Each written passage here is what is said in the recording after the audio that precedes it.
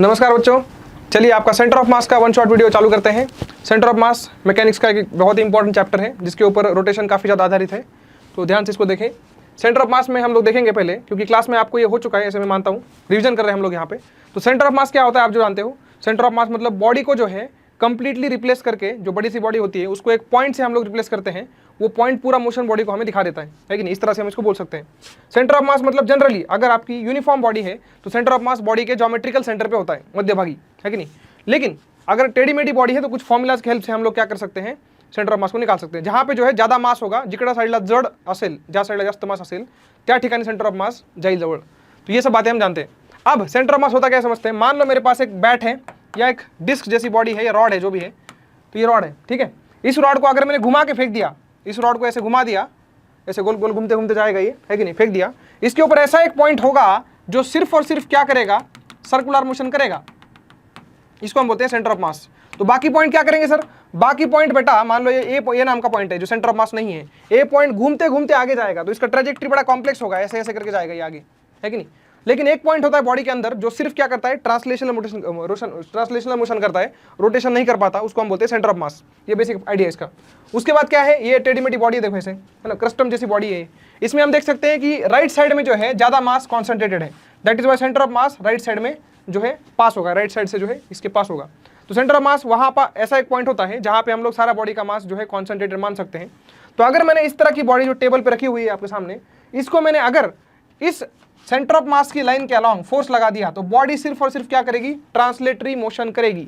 मतलब ये जो आपको दिख रहा है ये क्रस्टम, ये चुपचाप ऐसे आगे जाएगा, है कि नहीं, इसको ढकेलेंगे तो ऐसे आगे जाएगा। अगर इसकी जगह में कहीं और फोर्स लगाता, फॉर एग्जांपल में फोर्स लगाता यहाँ पे सेंटर ऑफ मास से कहीं और, तो ये घूमते घूमते जाता, मतलब ये पहले ऐसे टिल्ट हो जाता, है कि नहीं, और फिर थोड़ा सा ऊपर नीचे करता है कि नहीं। तो इस तरह का चीज होती है। सेंटर ऑफ मास में डायरेक्ट फोर्स लगाएंगे तो अपनी बॉडी सिर्फ और सिर्फ क्या करेगी, ट्रांसलेटरी मोशन करेगी। सेंटर ऑफ मास पे फोर्स लगाने से रोटेशन को हम लोग बच सकते हैं, बिना रोटेशन के काम चल जाएगा, है कि नहीं। तो ये बेसिक आइडिया होता है सेंटर ऑफ मास का। काम की बात करते हैं फॉर्मुलाज की। सेंटर ऑफ मास किसी भी सिस्टम का कैसे निकालते हैं। सिस्टम का मतलब क्या है, मान लो एक्स वाई कोऑर्डिनेट्स है, यहाँ पे ओरिजिन है कि नहीं। सिस्टम के अंदर यहाँ पे मैं दिखाया हूँ 3 मासेस है, M1 M2 और M3, है ना। तीनों के अलग अलग कोऑर्डिनेट है, कोई मास इधर है, कोई मास उधर है। सबका जो है इन तीनों को रिप्लेस करके, मतलब सिस्टम को रिप्लेस करके उनकी जगह एक ही सेंटर ऑफ मास अपने को यहाँ पे स्टैब्लिश करना है, मतलब, है ना। तीनों का मास जो है कितना है टोटल मिला के, M1 + M2 + M3। मैं क्या करना चाहता हूँ, इन तीनों को हटा के, इस सिस्टम को हटा के इसकी जगह एक ही मेरे को जो है पॉइंट मास रखना है। तो इन तीनों को हटा के कौन रखेंगे हम लोग, सेंटर ऑफ मास रखेंगे, रिप्रेजेंटेटिव इनका, जिसका मास होगा total mass M1 + M2 + M3। System का मास कितना था पहले, M1 + M2 + M3 था, तो सेंटर ऑफ मास उनको रिप्रेजेंट कर रहा है, उसका मास भी कितना होना चाहिए, टोटल मास जितना है M1 + M2 + M3, है कि नहीं। तो ये जो सेंटर ऑफ मास है, ये जो सेंटर ऑफ मास है, इसके कोऑर्डिनेट कैसे निकालेंगे, है कि नहीं, इसके कोऑर्डिनेट x, y कैसे निकालेंगे, क्योंकि तीनों के कोऑर्डिनेट डिफरेंट है। उसके लिए फॉर्मूला रहता है, हम सबने क्लास में पढ़ा है, x centre of mass = summation MIXI / summation MI, है कि नहीं। मतलब बेसिकली y में करोगे तो M1 Y1 + M2 Y2, इस तरह से जितने भी है M3 Y3 divided by total mass capital M, which is M1 + M2 + M3 in this case, है कि नहीं। तो इस तरह से बेसिक फॉर्मूला है, सबको पता होता है। इस फॉर्मूला से हम लोग क्या कर सकते हैं, सेंटर ऑफ मास का कोऑर्डिनेट निकाल सकते हैं। तो समझो पहले सेंटर ऑफ मास होता क्या है। सेंटर ऑफ मास मतलब क्या है, दिए हुए 3-4 पार्टिकल के सिस्टम को हटा दो, उसकी जगह एक सिंगल पार्टिकल रखो टोटल मास वाला, है ना, उसको बोलते हैं सेंटर ऑफ मास का पार्टिकल, इस तरीके से। अब ये देखते हैं हम लोग सबसे बेसिक फॉर्मूला, 2 मासेस, है ना, 2 मास सिस्टम।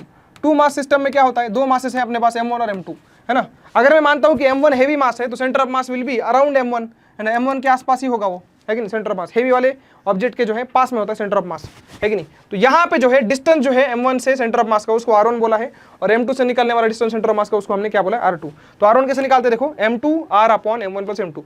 R1 कहाँ से डिस्टेंस है, R1 is distance of centre of mass from M1, इसलिए R1 के फॉर्मूला में M2 आता है, दूसरा वाला अदर मास आता है। R1 = M2R/M1 + M2, और R2 = क्या आएगा, M1R/M1 + M2। तो ये कुछ शॉर्टकट फॉर्मूले हैं।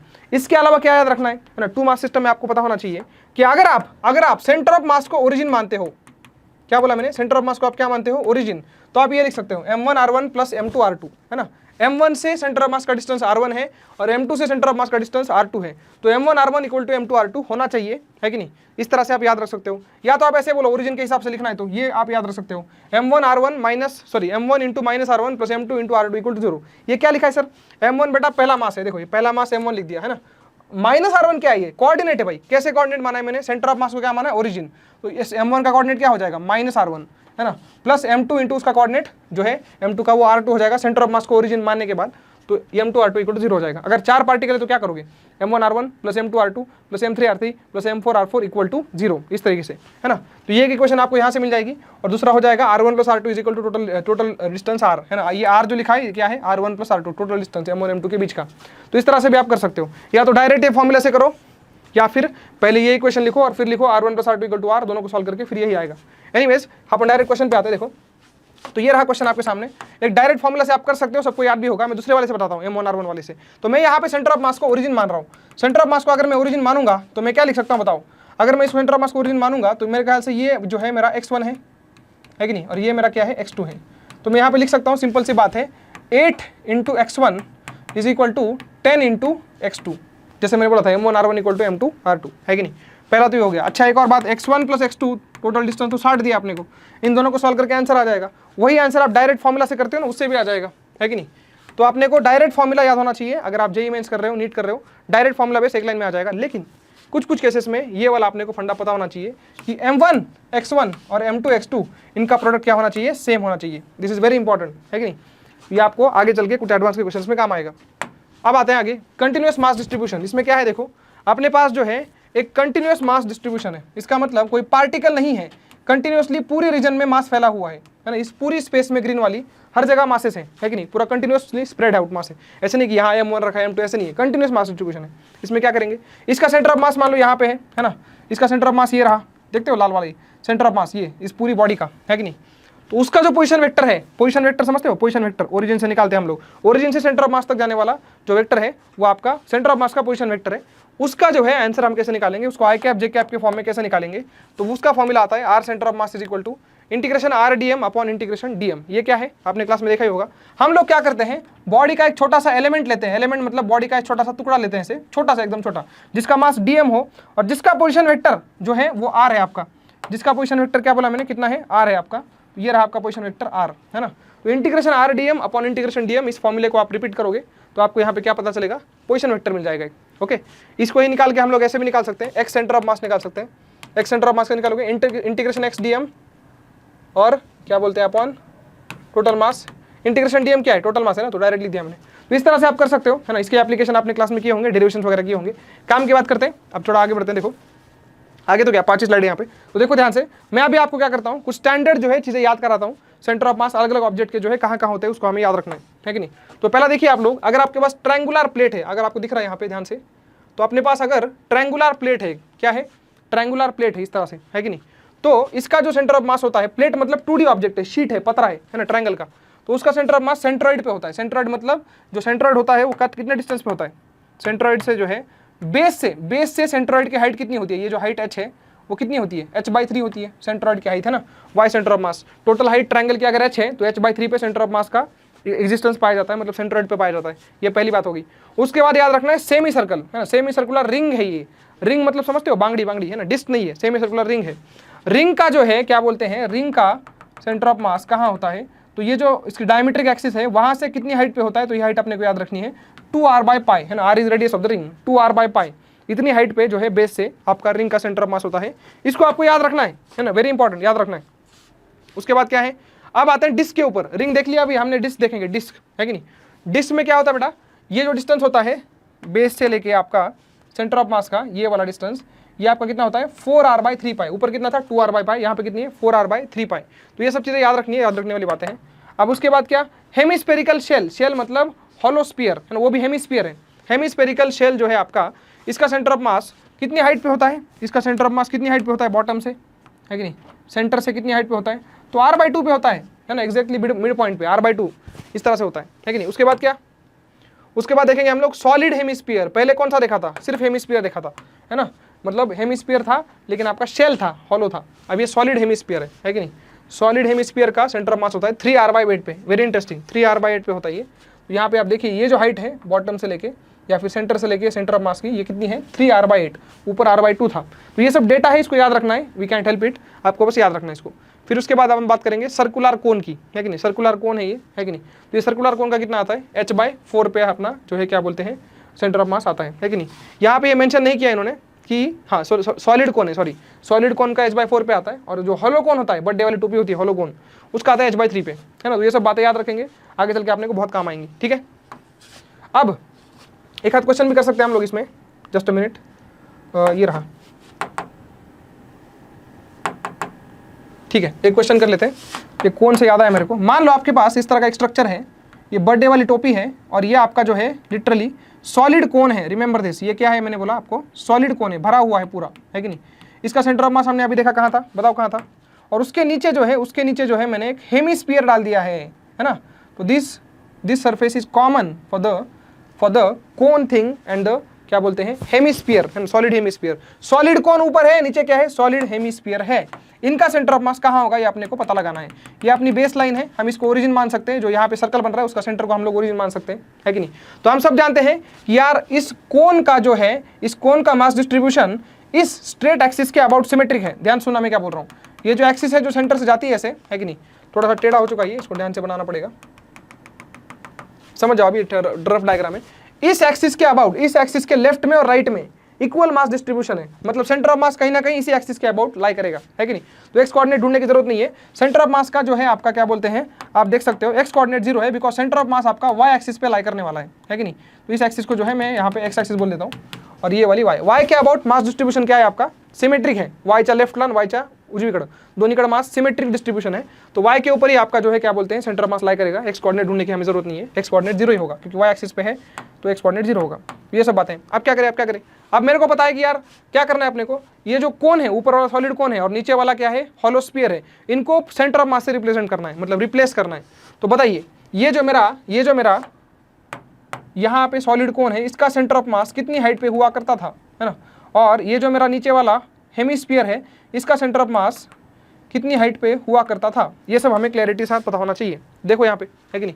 तो आपका जो है कुटे गला सॉलिड कोन का h/4 पे होता है, आप देख सकते हो सॉलिड कोन का, और सॉलिड हेमिस्फीयर का 3r/8 पे होता है। वेरी इंटरेस्टिंग, h/4 और 3r/8। अब इसको मैं क्या करता हूँ, ध्यान से देखिए यार, चालू हो जाए मेरे भाई, क्या कर रहा है, हाँ ठीक है। अब देखो ये डिस्टेंस कितना है बेटा, ये डिस्टेंस है आपका h/4। सर h कहाँ है, h मतलब बेटा हाइट होती है इसकी, सॉलिड कोन की दी होगी क्वेश्चन में, मान लो h/4 है, और ये क्या हो जाएगा तुम्हारा रेडियस हो जाएगा, है ना, हेमिस्फीयर का। तो ये कितना होता है नीचे 3r/8, ये भी हमने देखा था। तो इस तरीके से हम देख सकते हैं सेंटर ऑफ मास के बारे में, ये सब हमें पता चला, है कि नहीं। अब ये हो गया, अब क्या करें, अब अपने को फॉर्मूला लगाना है। मतलब हम क्या बोल रहे हैं कि हमने जो है सॉलिड कोन को रिप्लेस कर दिया इस पार्टिकल से, और क्या बोलते हैं आपका जो सॉलिड हेमिस्फीयर है उसको रिप्लेस कर दिया इस पार्टिकल से। आप बाकी सब भूल जाओ, बस लाल वाला टिप के देखो, ये यहाँ पे सेंटर ऑफ मास 1 है, यहाँ पे सेंटर ऑफ मास 2 है, तो इनका कंबाइंड सेंटर ऑफ मास बीच में कहीं होगा। बीच में मतलब कहाँ होगा, वही हमें ढूंढना है। तो लेट अस से यहाँ पे हम देख सकते हैं कि भाई पहले मासेस निकाल लेते हैं। सपोज डेंसिटी इनकी सेम है कि नहीं, तो इसका मास कितना हो जाएगा इस सॉलिड कोन का, m1 is equal to density into volume. What is volume of this solid cone, तो 1/3 पाई r स्क्वायर h, पता है सबको, 1/3 पाई r स्क्वायर h, ये आपका वॉल्यूम हो जाएगा इसका, है कि नहीं। डेंसिटी से मल्टीप्लाई करो, density into volume gives you mass, है कि नहीं। नीचे वाला जो है आपका कौन है, नीचे वाला आपका सॉलिड हेमिस्फीयर है, उसका मास कैसे निकालोगे, m2 is equal to density तो सेम रखनी है अपने को, इंटू यहाँ पे इसका वॉल्यूम कितना हो जाएगा 2/3 पाई r³ हो जाएगा। क्लैरिटी है सबको, है कि नहीं। उसके बाद जो है h और r में रिलेशन देना पड़ेगा अपने को, h और r में एक रिलेशन देना पड़ेगा, तो हम लोग खुद से मान सकते हैं, बट बेसिकली यहाँ से m1 m2 निकल जाएंगे, m1 m2 यहाँ से निकल जाएंगे, ओके। उसके बाद क्या करेंगे सर, उसके बाद ये लाइन दिख रही है आपको, ये लाइन दिख रही है, कहाँ की लाइन, एक मिनट ना, ये जो लाइन है सेंटर ऑफ मास 1 से सेंटर ऑफ मास 2 तक, हमें पता है कि सेंटर ऑफ मास इसी लाइन पे लाई करेगा, है ना। बाकी सब भूल जाओ अभी। m1 m2 centre of mass 1 centre of मास 2, अपने को 2 पॉइंट मास मिले हैं, तो उन दोनों का कंबाइंड सेंटर ऑफ मास इन दोनों के बीच में कहीं होगा। कहाँ होगा हमें नहीं पता, हमें यहाँ पे नहीं पता है कहाँ होगा, ऑल डिपेंड्स ऑन r और h की वैल्यूज, है कि नहीं। तो मैं मान लेता हूँ कि अपना सेंटर ऑफ मास जो है कोन के आसपास है, मान लेता हूँ कि r की वैल्यू काफी बड़ी छोटी है, h की वैल्यू काफी बड़ी है, मतलब आपका कोन हेवी हो जाएगा, इसे मान लेता हूँ। तो यहाँ पे कहीं जो है अपना सेंटर ऑफ मास आ जाएगा। तो ये जो डिस्टेंस है x1, इसको कैसे निकालोगे, फॉर्मूला के अनुसार x1 डिस्टेंस क्या है, सेंटर ऑफ मास का डिस्टेंस है m1 से, है कि नहीं। तो उसमें क्या लिख सकते हो आप, m2 मतलब अपना कौन है रो इंटू 2/3 पाई r³, ये अपना m2 हो गया, है कि नहीं। m2 r मतलब ये दोनों का डिस्टेंस है ना, h/r plus 3r/8 total distance, है कि नहीं। तो m2 into r upon m1 plus m2, दोनों का मास ऐड करना पड़ेगा, डेंसिटी कॉमन ले लेता हूँ, तो कितना आएगा 1/3 पाई r स्क्वायर h प्लस उसके बाद क्या आएगा रो इंटू, रो तो कॉमन ले लिया मैंने, 2/3 पाई r³। तो ये टोटल डिस्टेंस लिख दिया मैंने, है ना। ये फॉर्मूला कैसा है सर, कैसा है फॉर्मूला, ये है बेटा m2 आपका, ये क्या है m2, ये क्या है सर, ये आपका r है, m2 r अपॉन ये m1 प्लस m2 है। ये फॉर्मूला में याद आया कुछ, m1 प्लस m2, इस तरह से सिंबॉलिकली इसके मतलब है, याद रखना। तो इस तरह से पूरे फॉर्मूला से x1 अपने को निकल जाएगा। x1 क्या है सर, x1 क्या है, x1 सेंटर ऑफ मास से आपका वो क्या बोलते हैं, ये है, ये मैंने क्या कर दिया, हाँ डिस्टेंस है आपका, सेंटर ऑफ मास से नहीं है, ये डिस्टेंस कहाँ से है, ऊपर से है, सेंटर ऑफ मास 1 से, CM1 से है कि नहीं। आपने को क्या चाहिए, उसका कोऑर्डिनेट चाहिए, तो कोऑर्डिनेट आपका ये हो जाएगा, देखो कोऑर्डिनेट आपका ये हो जाएगा, ये वाला कोऑर्डिनेट हो जाएगा, इसको अगर ओरिजिन माना है तो, जिसकी वैल्यू आएगी, ये वैल्यू तो हमने निकाली ना x1, है कि नहीं, h/4 - x1 ये वैल्यू आ जाएगी, h/4 - x1। तो इस तरह से आप कोऑर्डिनेट निकाल सकते हो, ज्योमेट्री जो आप जिस तरह से लगाने लगाओ। लेकिन मुद्दा यहाँ पे सिखाना क्या था मेरे को, कैलकुलेशन बहुत लंबा है, सिखाना क्या था कि दिए हुए आपके सॉलिड कोन को मैंने उड़ा दिया, उसकी जगह क्या रख दिया, एक पॉइंट मास रख दिया, सेंटर ऑफ मास रख दिया। फिर मैंने क्या किया, हेमिस्फीयर को भी उड़ा दिया, उसकी जगह उसका क्या रख दिया, सेंटर ऑफ मास रख दिया। फिर 2 मास सिस्टम बन गया, उसका सेंटर ऑफ मास निकाल लिया, टाइम पास ये सब, है कि नहीं। तो ये सब तब आएगा आपको जब आपको चीजें याद होंगी। क्या चीजें याद होंगी कि सॉलिड कोन का सेंटर ऑफ मास कहाँ पे होता है और सॉलिड हेमिस्फीयर का कहाँ होता है, तो आप उसको रिप्लेस कर पाओगे। रिप्लेस करने के बाद क्वेश्चन छोटा सा है, कैलकुलेशन तो बड़ी दिख रही है आपको, बट दैट इज हैंडलेबल। तो इस तरह से आपको चीजों को प्रोसीड करना है। चलो फिर एक और क्वेश्चन देखते हैं हम लोग। देखो ये टी शेप का एक ऑब्जेक्ट है आपके सामने, है कि नहीं, और ये आपको लीनियर ऑब्जेक्ट तो नहीं है, ये आपका सरफेस सुपरफिशियल ऑब्जेक्ट है, इसकी सरफेस है ना, तो इसका मास हमें सरफेस के प्रोपोर्शनल मानना है, सरफेस एरिया के प्रोपोर्शनल मानना है। तो आप देख सकते हो जो पहला पार्ट है horizontal part, T shaped object का, ये जो रॉड है, ये जो शीट है बेसिकली, इसका एरिया है 8a², और ये जो वर्टिकल है इसका एरिया है 6a²। तो एरिया अलग अलग है, तो मास भी इनके क्या होंगे, अलग अलग होंगे। 8:6 मतलब 4:3 रेशो में एरिया है, तो 4:3 रेशो में ही आपका मास होगा यहाँ पे, है कि नहीं। तो मैं मान लेता हूँ, एज्यूम कर लेता हूँ, रेशो मुझे पता है, इसका मास मान लो 8m है, लेकिन दिख रहा है एरिया के हिसाब से, इसका मास 8m मान लेते हैं, और इसका मास फिर हम लोग 6m बड़े आराम से मान सकते हैं, है कि नहीं, इस तरह से, क्योंकि आपने को सेंटर ऑफ मास के कोऑर्डिनेट निकालने, ज़्यादा कुछ करना नहीं है इसमें। तो सेंटर ऑफ मास के कोऑर्डिनेट निकालने के लिए हम लोग क्या करेंगे, इस पूरे ऑब्जेक्ट को आप देखो, यहाँ पे तो ओरिजिन है, ये वाला ओरिजिन आपका पार्टिकल है कि नहीं। तो मैं क्या बोल रहा हूँ, ये जो हॉरिजॉन्टल रॉड है इसको उड़ा दो, उसकी जगह सेंटर ऑफ मास ला दो उसका। तो सेंटर ऑफ मास इसका इसके ज्योमेट्रिक सेंटर पे होगा, ऐसे मान लेते हैं। तो ये m1 मास जो है, 8m जो मास है वो यहाँ पे मैं अज्यूम कर रहा हूँ, ध्यान से देखिएगा सब लोग, 8m मास यहाँ पे अज्यूम कर रहा हूँ, ये सेंटर ऑफ मास है उसका। सिमिलरली ये जो वर्टिकल रॉड है इसका सेंटर ऑफ मास मान लो यहाँ पे है, हमें नहीं पता कहाँ पे है, बट मान लेते हैं ऐसे। तो ये जो है इसका मास यहाँ पे 6m हम अज्यूम कर सकते हैं, है कि नहीं। तो चलो फटाफट इसके कोऑर्डिनेट बताओ मेरे को, है ना। अब थोड़ा सा टाइम लो, पॉज करो, जो भी करना है करो, इसकी कोऑर्डिनेट आपको समझ में आनी चाहिए, है ना। इस 8m के जो कोऑर्डिनेट्स आएंगे, मतलब इस लाल वाले पॉइंट के जो कोऑर्डिनेट आएंगे वो कितने आएंगे, है कि नहीं। आप देख सकते हो, है कि नहीं, यहाँ पे कुछ डेटा मेरे ख्याल से दिया नहीं है, कुछ डेटा मैं खुद से मन से डाल लेता हूँ।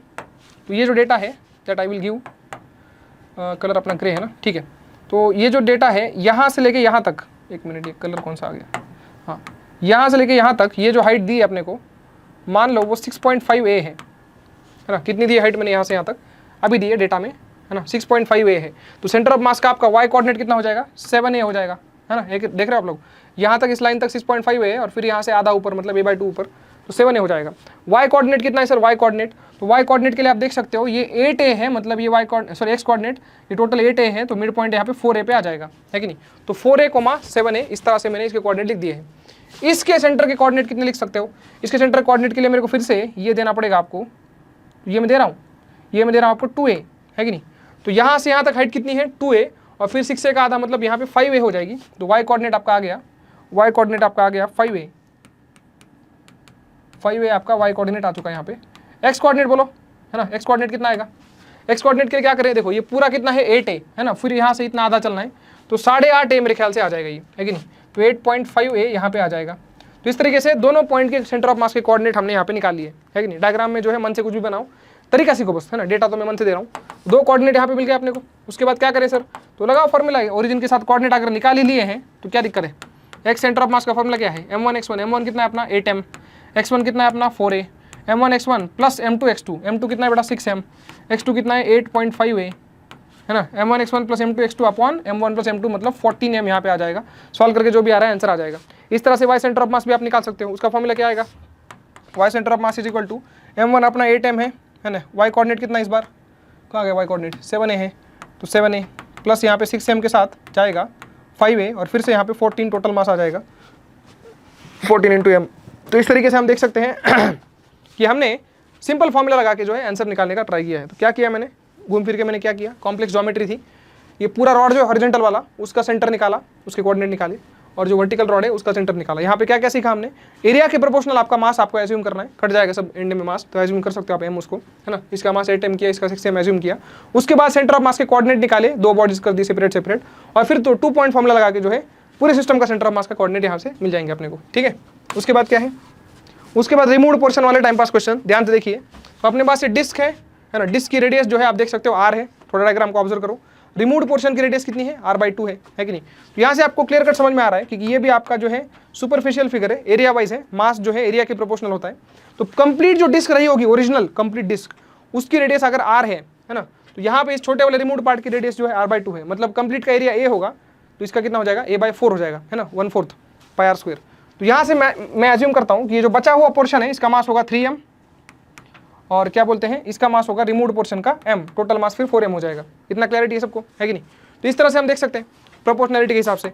अब क्या करें, अब आपने को क्या करना है कि हमें सुनना है कि भाई इसका सेंटर ऑफ मास कहाँ होगा, है ना, किसका सेंटर ऑफ मास। ये जो गिवन डायग्राम है, गिवन डायग्राम क्या है, ओरिजिनल डिस्क में से ये रिमूव्ड पोर्शन निकाल दिया गया है। ओरिजिनल डिस्क का एरिया कितना था, a था, रिमूव्ड पोर्शन का एरिया कितना था, 3a/4 था, सॉरी a/4 था रिमूव्ड पोर्शन का एरिया। तो बचा हुआ एरिया कितना होगा, 3a/4, इसलिए मैंने इसको 3m बोला, इसको m बोला। तो ये सब चीज़ें, इसमें आपने को सेंटर ऑफ मास का लोकेशन ढूंढना है। तो लेट्स एज्यूम कि ये जो अपना पॉइंट है, कहाँ गया, ये जो अपना पॉइंट है, एक मिनट, हद है, कौन सा कलर बच गया अभी, ग्रीन तो हो गया, येलो, हाँ, ये जो अपना पॉइंट है, इसी को हम लोग क्या करते हैं, ये जो सेंटर है बड़े स्पीयर का, जो बड़े डिस्क का, बड़ी डिस्क का जो सेंटर है आपका, उसी को मैं यहाँ पे ओरिजिन मान देता हूँ, है कि नहीं, उसको ओरिजिन मान लेता हूँ। तो मैंने क्या बोला था आपको, सेंटर ऑफ मास के अबाउट आप क्या लिख सकते हो, m1x1 = m2x2 लिख सकते हो, है कि नहीं। तो पहले तो आप समझो कि आपको करना क्या है यहाँ पे, है ना, पूरा सिस्टम क्या लगाना है, आप ध्यान से देखो। मान लो ये जो रिमूव्ड पोर्शन है, रिमूव्ड पोर्शन तो ये रहा आपका, इसके कोऑर्डिनेट कितने हो जाएंगे, रिमूव्ड पोर्शन के coordinate with respect to this origin system, तो ये हो जाएगा आपका r/2, 0। ये रिमूव्ड पोर्शन के सेंटर ऑफ मास के कोऑर्डिनेट आ गए हैं, है कि नहीं। ओरिजिनल जो स्फीयर था, ओरिजिनल स्फीयर नहीं बोल रहा, डिस्क, ओरिजिनल जो डिस्क थी उसका सेंटर ऑफ मास कितना था, 0,0, ओरिजिनल की बात कर रहा हूं मैं। अब ये बचा हुआ जो आपके सामने है रिमूव्ड पोर्शन, इसका सेंटर ऑफ मास तो जो है इधर कहीं आया होगा, इतना तो कॉमन सेंस है आप लोग, है कि नहीं। तो इसका जो है सेंटर ऑफ मास के कोऑर्डिनेट में x,0 मान लेता हूँ, ओके, x,0 मान लेता हूँ, लेफ्ट में शिफ्ट हो गया होगा, राइट का पोर्शन उड़ा दिया तुमने। तो इस तरीके से हम देख सकते हैं x,0 है। तो ये जो आपका 3m मास है, इसके सेंटर ऑफ मास के कोऑर्डिनेट मैंने x,0 निकाले, x ही निकालना है अपने को। और रिमूव्ड पोर्शन के सेंटर ऑफ मास के कोऑर्डिनेट कितने हैं, r/2, 0 है कि नहीं। किन दोनों को ऐड करने से क्या आएगा, ये समझो आप, पहले ध्यान सुनना मैं क्या बोल रहा हूँ। ये जो रिमूव्ड पोर्शन है जो आपको दिख रहा है, प्लस सॉरी रिमेनिंग पोर्शन बोलना था मेरे को, ये जो रिमेनिंग पोर्शन जो है आपको दिख रहा है, इसमें अगर आपने रिमूव्ड पोर्शन ऐड कर दिया, मतलब यहाँ पे सच में डिस्क लगा दिया, ऐड कर दिया, तो आपको एक ओरिजिनल डिस्क मिलेगी जिसका सेंटर ऑफ मास फिर ओरिजिन पे आ जाएगा अपने आप, है कि नहीं।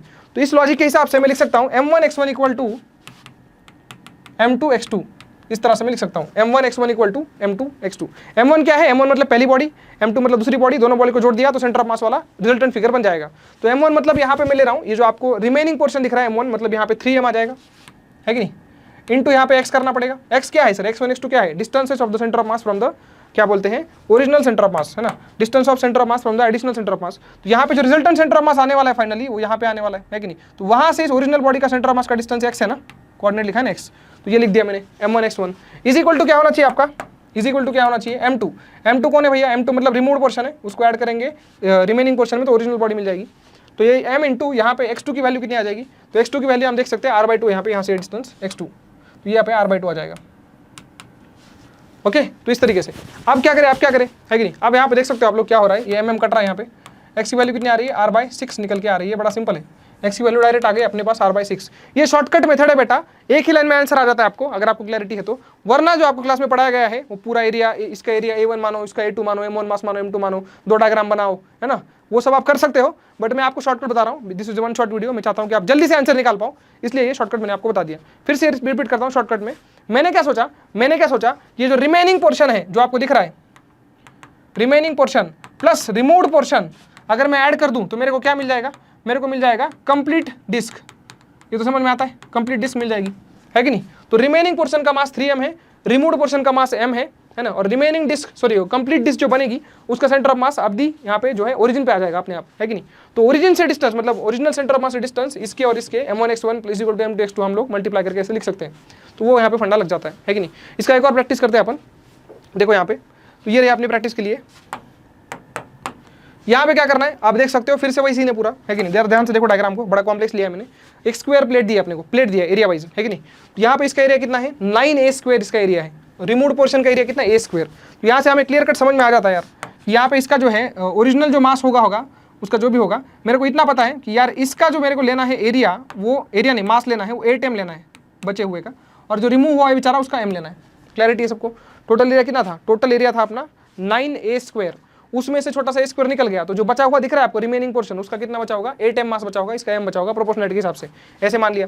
उसके बाद क्या है, जो ज्योमेट्रिकल सेंटर है ओरिजिनल वाले का, है ना, ओरिजिनल वाला मतलब ओरिजिनल जो टोटल आपका फिगर था, है ना, टोटल मतलब वो कंप्लीट स्क्वायर था 9a² एरिया का, उसका जो ओरिजिन है उसी को हम लोग, उसका जो सेंटर ऑफ मास है उसी को हम लोग ओरिजिन यहाँ पे मान लेते हैं। ओके, आप क्या करें, आप फिर से वही फंडा लगाना है, किसमें क्या ऐड करेंगे तो क्या मिलेगा, तो जो रिमेनिंग पोर्शन है, रिमेनिंग पोर्शन में रिमूव्ड पोर्शन ऐड करेंगे तो फिर से आपका सेंटर ऑफ मास कहाँ पे आ जाएगा? ओरिजिन पे आ जाएगा, है कि नहीं? तो ये फंडा आपको लगाना है यहाँ पे। तो क्या करें सर, इसके पहले कोऑर्डिनेट ढूंढते हैं सेंटर ऑफ मास के, किसके? ये रहा, ये 1 2, अरे ये 1 2 क्या हो गई? हाँ, इसके सेंटर ऑफ मास जो है अपन यहाँ पे देखते हैं, ये सेंटर ऑफ मास के कोऑर्डिनेट मेरे को ढूंढने पड़ेंगे। जरा आप ध्यान से देखिए सेंटर ऑफ मास के कोऑर्डिनेट कैसे निकालेंगे। आपको क्या दिया हुआ है इसमें? आपको दिया हुआ है कि बेटा कहाँ गया, ये डिस्टेंस कितना है आपका यहाँ से यहाँ तक 0.2 है, मतलब यहाँ से लेके यहाँ तक कितना हो जाएगा, ये वाला कितना हो जाएगा लाइन 0.3 हो जाएगा। आप ध्यान से देखिए, टोटल अपना जो है 1.5 है, उसमें से गया है ना, तो इस तरह से 0.3 ये डिस्टेंस हो जाएगा। तो यहाँ से यहाँ तक 0.3 है, और फिर आपको चलना है आधा, मतलब 0.5, 0.8 है कि नहीं? तो इसका सेंटर ऑफ मास के कोऑर्डिनेट हो जाएंगे 0.8a, एक्स कोऑर्डिनेट आ गया। हाइट में भी देखो, अब देखो हाइट जाने अपने को यहाँ तक, तो 0.3 है तो इतना चल दिया हम लोग, और फिर आधा चलना पड़ेगा, फिर से 0.8a आएगा। तो 0.8a, 0.8a ये इस रिमूव्ड पोर्शन के सेंटर ऑफ मास के क्या आ गए? कोऑर्डिनेट आ गए, है कि नहीं? रिमूव्ड पोर्शन के सेंटर ऑफ मास के यहाँ पे कोऑर्डिनेट अपने को दिखते हैं। अब क्या करें, अब जो है फिर से वही फंडा क्या लगाना है, m1x1 इक्वल टू m2x2, है कि नहीं? अब कुछ एज्यूम करते हैं यहाँ पे, मान लेते हैं कि जिसके हम सेंटर ऑफ मास के कोऑर्डिनेट ढूंढ रहे हैं, मतलब इस रिमेनिंग पोर्शन के, तो इस रिमेनिंग पोर्शन के सेंटर ऑफ मास के कोऑर्डिनेट यहाँ पे है। ध्यान से देखिए, इसको मैंने x और y नाम दे दिया है। ओके, एक्स और वाई को नाम दे दिया है, क्योंकि इधर का मास रिमूव हुआ है तो उसके सिमेट्रिक पीछे सेंटर ऑफ मास शिफ्ट हो जाएगा, है ना। x1 y1 अपने को निकालने, ये x y निकालना है अपने को। ओके, अब क्या करें, ये जो रिमेनिंग पोर्शन है इसको m1 लिखता हूँ मैं, तो ये 8m बन जाएगा, है कि नहीं? इसका x कोऑर्डिनेट मेरे को चाहिए तो इसको x बोल लेता हूँ, is equal to m2 into x2। m2 मतलब भाई ये रिमूव्ड पोर्शन, m2 कितना है अपना, उसका मास कितना है m, है ना, और x2 मतलब उसका x कोऑर्डिनेट कितना है, ये डिस्टेंस कितना है x कोऑर्डिनेट सेंटर ऑफ मास का 0.8a, तो यहाँ पे आ जाएगा 0.8a, तो यहाँ से mm खलास, है कि नहीं?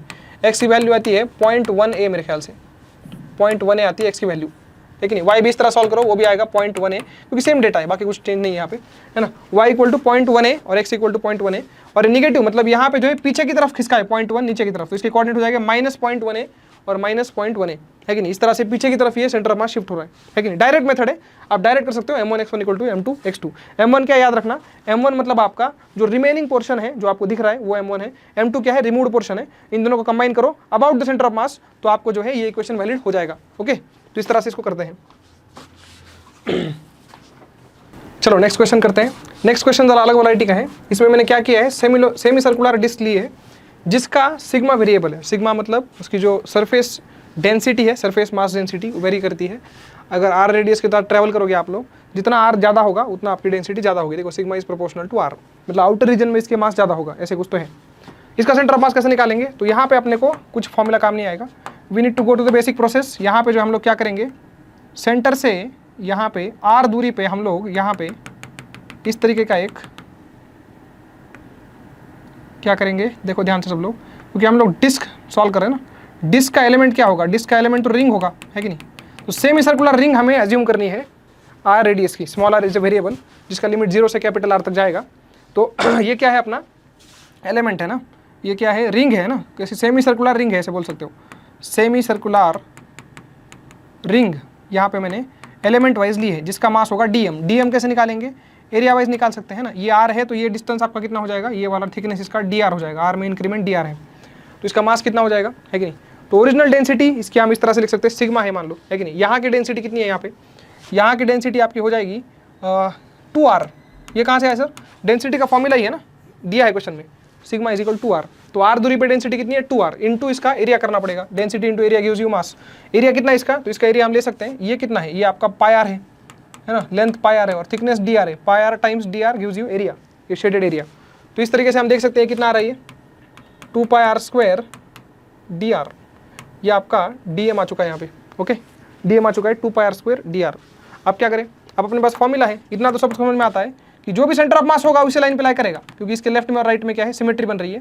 तो सेंटर ऑफ मास कहीं ना कहीं यहाँ पे लाई करेगा। वाई कोऑर्डिनेट होगा उसका, एक्स कोऑर्डिनेट तो 0 होगा। तो यहाँ पे सेंटर ऑफ मास का वाई कोऑर्डिनेट ढूंढने के लिए YCM लगाते हैं। YCM का फॉर्मूला क्या है, कंटिन्यूस ऑब्जेक्ट है, integration YDM upon integration DM। इस तरह का फॉर्मूला हम जानते हैं सब लोग, है कि नहीं। तो इंटीग्रेशन YDM में क्या होगा, इंटीग्रेशन ऑफ y मतलब क्या है बेटा, y मतलब क्या है, y मतलब इस एलिमेंट का सेंटर ऑफ मास। तो ये एलिमेंट जो है व्हाइट वाला, इसका सेंटर ऑफ मास मैं मान रहा हूँ कि यहाँ पे है कि नहीं, और ये अपना वेरिएबल y है। तो y कितना आता है, 2r/π आता है ना, किसका, सेमी सर्कुलर रिंग का सेंटर ऑफ मास कितनी हाइट पे आता है, 2r/π। r कौन सा, ये सेमी सर्कल की रेडियस स्मॉल r है, तो 2r/π यहाँ पे y भर दिया मैंने, centre of mass of this DM element. और DM की वैल्यू कितनी निकाली है, 2πr² dr, और नीचे क्या आएगा, integration of 2πr² dr, basically DM। Limit क्या लगेंगे, 0 से r सॉल्व होकर कुछ तो आंसर आएगा। ये आपका काम है अभी, ठीक है। तो तरीका क्या है अगर वेरिएबल अपने को सिग्मा दिया है तो r दूरी पे जाके जो है एक डिस्क के लिए एलिमेंट क्या कटेगा, आपका सेमी सर्कुलर रिंग कटेगा, वो रिंग को काटो और फॉर्मूला लगाओ, integration YDM upon DM। y क्या है, y मतलब इस DM, ये जो आपने एलिमेंट बनाया उसका सेंटर ऑफ मास, लेकिन इंटीग्रेशन YDM करेंगे अपॉन DM करेंगे तो y सेंटर ऑफ मास आ जाएगा। इस तरीके से इसको करेंगे। नेक्स्ट क्वेश्चन पे आ जाइए, शिफ्ट ऑफ सेंटर ऑफ मास, है कि नहीं। दो ऑब्जेक्ट है, बीच में कई सेंटर ऑफ मास है, दोनों ऑब्जेक्ट दूसरी तरफ आ गए, दोनों ऑब्जेक्ट डिस्प्लेस हुए, तो सेंटर ऑफ मास कितने से डिस्प्लेस होगा। सिंपल सा फॉर्मूला सबको पता होता है, क्या है, delta x centre of mass, मतलब shift of centre of mass is equal to m1 delta x1। Delta x1 क्या है, shift in m1 plus m2 delta x2। Delta x2 क्या है आपका, शिफ्ट इन m2 अपॉन यहाँ पे आ जाएगा m1 plus m2। ये सबको पता है। अब ध्यान से देखिए, यहाँ पे हम देख सकते हैं 8 kg है, 12 kg है, बीच में कई सेंटर ऑफ मास है। कहाँ है वो नहीं पूछा, कितना ही लेगा। 8 kg जो है आपका 2 मीटर खिसक गया, 12 kg जो है आपका 1 मीटर खिसक गया, दोनों पास आए, तो सेंटर ऑफ मास किस डायरेक्शन में मूव करेगा, कितना शिफ्ट करेगा, वो हमें निकालना है। बड़ा सिंपल है। तो डेल्टा XCM का फॉर्मूला क्या है अपने पास, m1 into delta x, m1 इसको बोल लेता हूँ मैं, वो m2 हो जाएगा, है कि नहीं। तो m1 कितना खिसका है बेटा, m1 की वैल्यू पहले तो 8 है, m1 कितना खिसका है, m1 का डिस्प्लेसमेंट कितना है, 2 मीटर प्लस 2 ऐसे बोलेंगे, प्लस m2 कितना है बेटा 12, और उसका डिस्प्लेसमेंट है -1 अपॉन m1 प्लस m2, यहाँ पे 20 आ जाएगा। कितना आ रहा है, 16 - 12 मतलब 4 आ रहा है कि नहीं। 4/20 इज 1/5, मतलब 0.2 मीटर प्लस में आ रहा है। इसका मतलब राइट में किसका है सेंटर ऑफ मास आपका, 0.2 मीटर से। तो ये यहाँ पे हमें कंक्लूजन मिलता है कि सेंटर ऑफ मास आपका 0.2 मीटर किसका होगा, राइट में। राइट में क्योंकि प्लस आंसर आ रहा है, ओके। तो शिफ्ट ऑफ सेंटर ऑफ मास बड़ा सिंपल सा फॉर्मूला है। इसका एप्लीकेशन क्या है, इसका एप्लीकेशन क्या है, देखो एप्लीकेशन अभी, इसका एप्लीकेशन है ये वाला। बड़ा इंटरेस्टिंग क्वेश्चन है, ध्यान से देखना, इसमें बहुत सारे कॉन्सेप्ट लगेंगे। एक बोट है पानी के अंदर, ये पानी है, यहाँ पे देखो, दिख नहीं रहा है पानी सर, तो ये देख ले भाई, ये पानी है, पानी के अंदर ये व्हाइट वाली एक बोट है जिसका मास है 100 kg। उसमें एक बंदा खड़ा है लेफ्ट हैंड साइड में, उसका मास है 40 किलो, रोहन नाम है इसका, है कि नहीं। तो रोहन क्या चाहता है, रोहन चाहता है कि अभी वो एक लेफ्ट हैंड साइड में खड़ा है, वो पानी के ऊपर तो नहीं, बोट के ऊपर चल के जाना चाहता है। बोट के ऊपर चल के जाने के बाद इस एंड से वो राइट एंड में जाना चाहता है। लेकिन प्रॉब्लम क्या होगी, जैसे ही रोहन राइट एंड में जाएगा, मतलब यहां से चल के यहां जाएगा, रोहन चलेगा राइट में तो बोट चलेगी लेफ्ट में। ये कैसे हुआ। तो सिंपल सी बात है बेटा कि इस पार्टिकल, ये जो 40 किलो का रोहन है, इसको आगे जाने के लिए आगे की तरफ फोर्स चाहिए, वो कौन देगा, फ्रिक्शन देगा ना। तो जब फ्रिक्शन रोहन के ऊपर आगे की तरफ लगेगा, जिसके कारण वो आगे बढ़ पाएगा, तो वही फ्रिक्शन बोट के ऊपर पीछे की तरफ लगेगा, तो बोट पीछे चली जाएगी, है कि नहीं। ये फंडा आप ऐसे बोल सकते हो। या फिर आप ऐसे सोचो कि एक m1 अगर आपका राइट में जा रहा है तो m2 कहाँ जाएगा, लेफ्ट में, ताकि आपका सेंटर ऑफ मास रेस्ट पे रहे। सेंटर ऑफ मास पे रेस्ट पे रखना क्यों है भाई, सेंटर ऑफ मास रेस्ट पे इसलिए रखना है क्योंकि अगर आप बोट प्लस रोहन, इसको अगर आप सिस्टम मानते हो, इसको अगर सिस्टम डिफाइन करते हो, तो सिस्टम के ऊपर एक्सटर्नल फोर्स 0 है, आप देख सकते हो, एक्सटर्नल फोर्स 0 है। एक्सटर्नल फोर्स 0 है तो एक्सेलरेशन ऑफ सेंटर ऑफ मास कितना आएगा, 0 आएगा। और एक्सेलरेशन 0 आएगा मतलब वेलोसिटी नहीं आएगी, इसका मतलब सेंटर ऑफ मास हिलेगा नहीं। Shift of centre of mass आपका 0 आना चाहिए, very important. Centre of mass हिल ही नहीं सकता, सेंटर ऑफ मास हिलाने के लिए नेट एक्सटर्नल फोर्स चाहिए सिस्टम के ऊपर। सिस्टम के ऊपर कोई एक्सटर्नल फोर्स नहीं है, अपने आप चल रहा है, इंटरनल प्रोसेस हो रही है, बंदा चल के गया, इसमें एक्सटर्नल क्या है कि नहीं। तो क्योंकि एक्सटर्नल फोर्स 0 है तो सेंटर ऑफ मास आपका हिल नहीं सकता, शिफ्ट ऑफ सेंटर ऑफ मास 0 आना चाहिए। इस लॉजिक के अनुसार मैं क्या बोल रहा हूँ कि आप फॉर्मूला लिख लेते हैं, सेंटर ऑफ मास का शिफ्ट जो है अपना 0 आना चाहिए। मतलब क्या 0 आना चाहिए, what is formula for delta XCM, centre of मास का शिफ्ट का फॉर्मूला क्या है, m1 delta x1 plus m2 delta x2 upon m1 उधर भेज दो वो सब, तो इक्वल टू 0 हो जाएगा, है ना।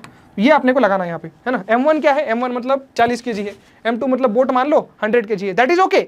बट x1 x2 क्या है ना, m1 इसको बोल रहा हूँ मैं और ये m2 बोट को बोल रहा हूँ, है ना। तो m1 के साथ x1 आता है। What is delta x1, delta x1 मतलब m1 का कितना शिफ्ट हुआ है, very very tricky, remember this. अब एक बात सोचो, बच्चों को लगता है कि यार ये बंदा जो है यहाँ से चल के यहाँ पे चला गया तो कितना डिस्प्लेसमेंट हुआ उसका। बच्चे बोलते सर 7 मीटर की बोट है, 7 मीटर डिस्प्लेसमेंट हुआ। गलत जवाब, क्योंकि जब बंदा यहाँ से लेके यहाँ तक जाएगा, अगर बोट रुकी हुई होती है एक जगह पे तो क्या होता है, आंसर साथ आता। अब प्रॉब्लम क्या हो रही है, बंदा चल रहा है आगे, बोट चल रही है पीछे, तो विद रिस्पेक्ट टू ग्राउंड आप देखो इसका डिस्प्लेसमेंट तो 7 से कम हो जाएगा। क्योंकि 7 तो ये चला है बट बोट फोकट में इसको पीछे ले गई क्योंकि बोट खुद पीछे गई है, तो इसका आंसर आएगा 7 माइनस समथिंग, है कि नहीं। तो कैसे करेंगे इसको, ध्यान से देखना। हम एज्यूम करते हैं कि जब बंदा एक कॉर्नर से दूसरे कॉर्नर पहुंचा है तब आपकी बोट जो है थोड़ा खिसक गई है, ऑब्वियसली खिसकनी चाहिए। तो ये बोट जो है खिसक के जो है यहाँ तक आ गई ऐसे, मतलब बंदा एक्चुअल में पता है कहाँ से पहुंचा है, यहाँ से चल के बंदा एक्चुअली यहीं तक पहुंचा है क्योंकि बोट यहीं तक आ गई ना, तो 7 नहीं चला है, वो 7 से कम चला है। तो मैं एज्यूम करता हूँ कि बोट जो है अपनी वो चली है डिस्टेंस स्मॉल ए, ऐसे एज्यूम कर रहा हूँ मैं। बोट डिस्टेंस कितना चली है पीछे, स्मॉल ए। तो बंदा कितना चलेगा, बंदा चला था एक्चुअल में 7 बट बोट खुद वापस आ गई ए से, तो 7 माइनस ए चलेगा। मतलब ये जो डिस्टेंस होगा बंदे का यहाँ से यहाँ तक, क्योंकि अब बंदे को वहाँ नहीं जाना है, यहाँ आना है ना, बोट के एंड पे जाना है, तो यहाँ पे 7 माइनस ए आ जाएगा बंदे का डिस्प्लेसमेंट। तो फटाफट आंसर लिख लेते हैं।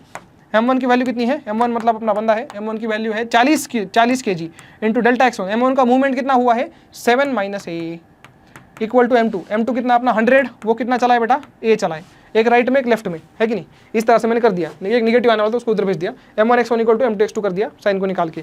तो यहाँ पे आप देख सकते हो यार आपका 2 इंटू 7 माइनस ए बराबर 5a, तो यहाँ पे कितना आ जाएगा 14 और ये 2a उधर जाएगा 7a, ए की वैल्यू यहाँ पे 2 मीटर आती है, तो इसका मतलब मीटर या सेंटीमीटर जो भी है, तो ये मतलब ये इधर चला है 2 मीटर, है कि नहीं। तो मतलब बंदा कितना चला है, बंदा चला है आपका 5 मीटर, 7 माइनस ए। तो आपको क्वेश्चन पूछता है कि भाई जब बंदा क्या करेगा, बोट के एक एंड से दूसरे एंड में पहुंच जाएगा तो कितना चलेगा, कितना उसका डिस्प्लेसमेंट हुआ।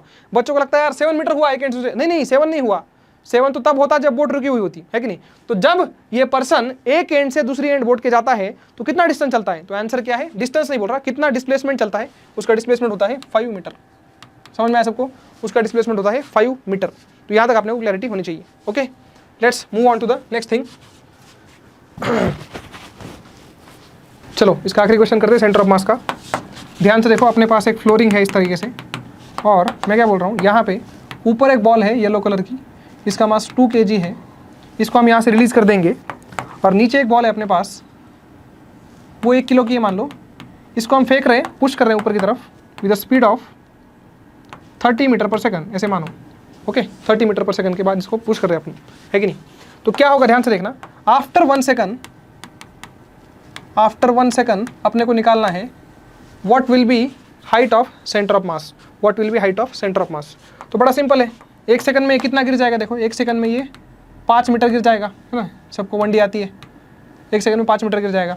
उसके बाद क्या बोलते हैं, इनके बीच का इनिशियल डिस्टेंस भी आपने को देना पड़ेगा, इनिशियल डिस्टेंस है मान लो 60 मीटर इनके बीच का, और 1 सेकंड में कितना चल जाएगा, 1 सेकंड में 25 मीटर ऊपर चल जाएगा, मतलब बॉल टू यहाँ पहुँच जाएगा 25 मीटर पे, है कि नहीं। तो इनके बीच का दूरी जो है 1 सेकंड के बाद इनके बीच की ये जो दूरी है वो कितनी बच जाएगी बेटा, वो बच जाएगी 30 मीटर, है कि नहीं। तो आपके पास क्वेश्चन क्या आ चुका है कि आपके पास एक ऑब्जेक्ट है 2 किलो का, यहाँ पे 1 सेकंड के बाद बात हो रही है, और एक ऑब्जेक्ट है आपका 1 किलो का, इनके बीच का डिस्टेंस है 30 मीटर। तो हाइट ऑफ सेंटर ऑफ मास नहीं निकाल सकते आप लोग, बिल्कुल निकाल सकते हो, बड़ा सिंपल है, 1D को मिक्स कर दिया मैंने इसमें। और क्या कर सकते हैं, देखो और क्या कर सकते हैं इसमें, एक और क्वेश्चन देखो ध्यान से, ये थोड़ा टफ देते हैं। आपको बोला गया कि यहाँ पे जो है एक पार्टिकल है, फिर से लेते हैं 2 किलो का, इसको नीचे फेंका इन्होंने with speed of 20 metre per second मान लो, नीचे फेंका इसको ऐसे, और नीचे एक और ऑब्जेक्ट है अपने पास, उसका मास 1 kg ले लो, इसको हमने ऊपर फेंका है with the speed of 10 metre per second, कुछ भी ले लो मन से ऐसे ही, है कि नहीं। और इनके बीच का जो सेपरेशन है इस समय जब फेंका था उस समय का सेपरेशन है उसका 100 मीटर ले लो, 100 तो नहीं, रेशो 1:2 का है ना, तो 120 मीटर ले लेते हैं, अच्छा रहेगा, 120 मीटर इनका सेपरेशन है कि नहीं। तो आपको पूछते हैं कि भाई find maximum height of centre of mass in this case, maximum height of centre of मास। यहाँ पे मैंने कुछ गलती की क्या, गलती मतलब ज़्यादा नीचे मोमेंटम ले लिया, ऊपर कम ले लिया है, तो हो सकता है आंसर अलग आए। तो बेटर मैं यहाँ पे क्या कर देता हूँ, इस 10 मीटर को कैंसिल करके यहाँ पे थोड़ा ज़्यादा लेता हूँ इसको, है ना, ताकि इसका थोड़ा सा 60 मीटर पर सेकंड लेता हूँ, इसकी स्पीड ज़्यादा देता हूँ 60 मीटर पर सेकंड, ताकि सेंटर ऑफ मास अल्टीमेटली ऊपर की तरफ जाए। Anyways, find maximum height of centre of mass in this case, ऐसा क्वेश्चन आपको पूछा जाता है। ओके, 2 ऑब्जेक्ट फेंके गए, इनका सेंटर ऑफ मास कहीं तो होगा बीच में, इनके होगा ना कहीं, तो उसका फिर क्या निकालना है अपने को, मैक्सिमम हाइट कितना होगा निकालना है। तो पहले सेंटर ऑफ मास कहाँ होगा निकालते हैं, फिर उसकी मैक्सिमम हाइट निकालते हैं। तो सेंटर ऑफ मास को आपको सेपरेट पार्टिकल की तरह ट्रीट करना है यहाँ पे, है कि नहीं। तो सेंटर ऑफ मास इन दोनों के कहीं बीच में होगा, लेट अस से कहाँ होगा सेंटर ऑफ मास, 2 किलो के पास होगा, तो यहाँ पे सेंटर ऑफ मास होगा, ऐसे मैं मान लेता हूँ। ओके, अब यहाँ पे अगर सेंटर ऑफ मास होगा तो ये डिस्टेंस कितना होगा, है ना, टोटल डिस्टेंस अपना 120 है ना, तो क्या फॉर्मूला है, अपने को 2 kg से सेंटर ऑफ मास का डिस्टेंस चाहिए, तो यूज करना पड़ेगा 1 को, मतलब 1 ये आपका m1 हो गया into 120 upon m1 plus m2 is 3, तो आप देख सकते हो 40 सेंटीमीटर निकल के आ रहा है, ये मीटर जो भी है, मीटर है सॉरी, 40 मीटर आ गया ये 40 होगा तो ये नीचे वाला कितना हो जाएगा, ये हो जाएगा 80 मीटर। यहाँ तक क्लैरिटी है सबको? 80 मीटर पे सेंटर ऑफ मास है। तो साइड में ड्रॉ करता हूँ मैं चीज़ों को, ध्यान से देखना। मतलब अपना सेंटर ऑफ मास जो है, अपना जो सेंटर ऑफ मास है वो कहाँ है बेटा, हमने निकाला है अभी। अपना सेंटर ऑफ मास इस समय कहाँ है, जब बॉल फेंकी गई थी, इस समय अपना सेंटर ऑफ मास कितनी हाइट पे है, जमीन से हाइट लिखो 80 मीटर पे है। ऊपर से 40 मतलब नीचे से 80 मीटर पे है। इस समय सेंटर ऑफ मास की स्पीड कितनी है, तो वो भी निकाल लेंगे। कैसे निकालेंगे सेंटर ऑफ मास की स्पीड, उसी फॉर्मूला को एक्सटेंड कर दे, है ना। VCM इक्वल टू क्या निकाल सकते हो, m1v1 plus m2v2 upon m1 plus m2। Sign के साथ रखनी है चीज़ें। तो m1 कितना है बेटा, m1 इसको बोल दो, ये m1 है आपका, ये m2 है। m1 को कितना रखेंगे, 2 × 20 करेंगे, 2 × 20 मतलब -40 हो जाएगा, नीचे की तरफ आ रहा है मोमेंटम इसका, प्लस m2v2 यहाँ पे आ जाएगा 60 अपॉन m1 प्लस m2 कितना आ जाएगा, 3 आ जाएगा। ये 20/3 निकल के आ रहा है, बड़ी अजीब सी आंसर आ रही है, पर ठीक है भाई। 20/3 मीटर पर सेकंड 6.66 जो भी है। सेंटर ऑफ मास की स्पीड आ गई, मतलब ये सेंटर ऑफ मास जो अलग से मैंने बनाने को बोला था आपको, ये सब भूल जाओ। सेंटर ऑफ मास को देखो, सेंटर ऑफ मास की स्पीड कितनी है मेरे पास, 20/3 मीटर पर सेकंड है। क्लैरिटी है सबको, है कि नहीं। सेंटर ऑफ मास का एक्सेलरेशन भी निकाल लो। कैसे निकालेंगे, acceleration of centre of mass is equal to m1a1 plus m2a2 upon m1 plus m2। तो आप देख सकते हो दोनों का एक्सेलरेशन जो है यहाँ पे कैसे निकालूंगा मैं, ध्यान से देखो। m1 की वैल्यू कितनी है अपने पास, 2 है, एक्सेलरेशन है -g मतलब -10, है कि नहीं। m2 मेरा कितना है, 1 है, इसका भी एक्सेलरेशन -10 है, अपॉन m1 प्लस m2 यहाँ पे 3 है। तो कितना आ रहा है ये, देखो ये -20 -10 -30 मतलब ये बेसिकली -10 ही निकल के आ रहा है कि नहीं। दोनों का एक्सेलरेशन यहाँ पे क्या है, -g। सेंटर ऑफ मास का भी कितना है, -g होगा। एक मिनट में करेक्ट देख लेता हूँ। m1 मेरा ये है ना, 2 × -10 m1 प्लस m2, हाँ ठीक है, -10 ही आ रहा है एक्सेलरेशन। ओके, तो ये सब है, मतलब एक्सेलरेशन अपने को नीचे की तरफ g लेना है इस तरीके से। अब इसको आप सॉल्व करो, ये सब भूल जाओ इधर का, इसको सॉल्व करो। सेंटर ऑफ मास जो है आपने कहाँ से फेंका है, 80 मीटर से ऊपर फेंका है, 20/3 की स्पीड के साथ एक्सेलरेशन आपका g है, तो कितना मैक्सिमम जाएगा, Hmax की वैल्यू कितनी आती है ऊपर, Hmax is equal to Hmax इसके ऊपर आएगा, इसके ऊपर Hmax कितना जाएगा, तो ये आएगा u²/2g, याद है u²/2g, u² मतलब 400/9 और ये 2g मतलब यहाँ पे 20, तो यहाँ पे 20 बच जाएगा, तो मेरे ख्याल से 20/9 मेरा आंसर आएगा, 2 पॉइंट समथिंग। ये आ गया यहाँ से ऊपर, यहाँ से ऊपर, यहाँ से ऊपर, है कि नहीं, यहाँ से ऊपर, है ना, यहाँ तक जाएगा मैक्सिमम हाइट, ये Hmax आ गई आपकी। तो आपको जो है पूछा जाता है कि सेंटर ऑफ मास की जो है मैक्सिमम हाइट कितनी आएगी जमीन से। तो ऑलरेडी अपने पास 80 थी, 80 में ये Hmax ऐड हो जाएगा, निकाला हुआ। इस तरह से इस आंसर को हम कंप्लीट कर सकते हैं। तो बड़ा इंटरेस्टिंग ये भी क्वेश्चन है। इस तरह से सेंटर ऑफ मास के जो बेसिक केस हमने कवर कर लिए हैं। कोलिजन और कुछ फोर्स के केसेस हम लोग आगे लेके आएंगे।